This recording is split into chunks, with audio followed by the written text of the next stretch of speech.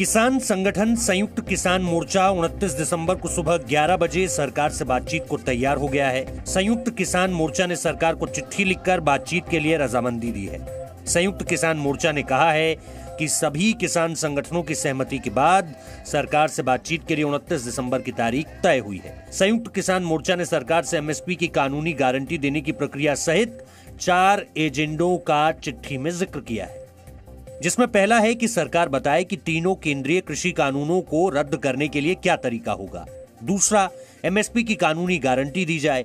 तीसरा, दिल्ली एनसीआर और आसपास के इलाकों में एयर क्वालिटी मैनेजमेंट के लिए आयोग अध्यादेश 2020 में ऐसे संशोधन करे जिसमें किसान दंड प्रावधानों से बाहर हो। और चौथा है, किसानों के हितों की रक्षा के लिए विद्युत संशोधन विधेयक 2020 के प्रस्ताव में सरकार जरूरी बदलाव करे। सरकार अनुकूल वातावरण बनाए, ये हमारा सरकार से अनुरोध है। और उनमें अगर सरकार हमारी बात नहीं मानती है, ये 29 तारीख को 11 बजे का हमने सरकार को समय दिया है।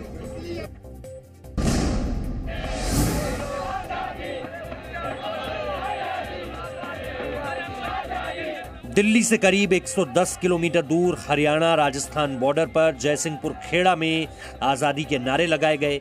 ये आजादी के नारे किसान आंदोलन में शामिल लेफ्ट पार्टी के अखिल भारतीय किसान सभा ने लगाए। जयसिंहपुर खेड़ा में आंदोलन कर रहे किसानों के बीच एआईकेएस के कार्यकर्ताओं ने 25 दिसंबर को आजादी के नारे लगाए।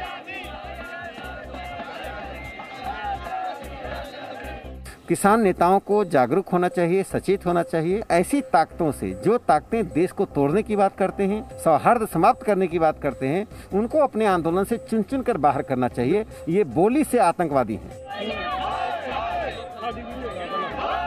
जयसिंहपुर खेड़ा में ही किसानों के आंदोलन के बीच कुछ लोग प्रधानमंत्री मोदी के लिए अपमानजनक शब्दों का इस्तेमाल कर रहे हैं। जिस तरह से प्रधानमंत्री जी के मृत्यु की कामना और जिस तरह से आज़ादी के नारे लगे हैं, ये कहीं न कहीं आंदोलन की जो मंशा है उस पर सवाल खड़े करते। प्रधानमंत्री मोदी ने आज आयुष्मान भारत योजना के तहत जम्मू कश्मीर के लिए प्रधानमंत्री जन आरोग्य योजना सेहत की शुरुआत की। इस योजना में जम्मू कश्मीर के सभी नागरिकों को शामिल किया जाएगा और सभी लोगों को मुफ्त बीमा कवर दिया जाएगा। अभी तक आयुष्मान भारत योजना का लाभ राज्य के करीब 6 लाख परिवारों को मिल रहा था। अब सेहत योजना के बाद यही लाभ करीब 21 लाख परिवारों को मिलेगा। प्रधानमंत्री कार्यालय के मुताबिक इस योजना के तहत जम्मू कश्मीर के सभी निवासियों को फ्लोटर बेसिस पर 5 लाख रुपए प्रति परिवार वित्तीय कवर उपलब्ध कराया जाएगा और इस योजना का लाभ पूरे देश में कहीं भी लिया जा सकता है। बीते 2 सालों में 1.5 करोड़ से ज्यादा गरीबों ने आयुष्मान भारत योजना का लाभ उठाया है। इससे जम्मू कश्मीर के लोगों को भी मुश्किल से समय में बहुत राहत मिली है।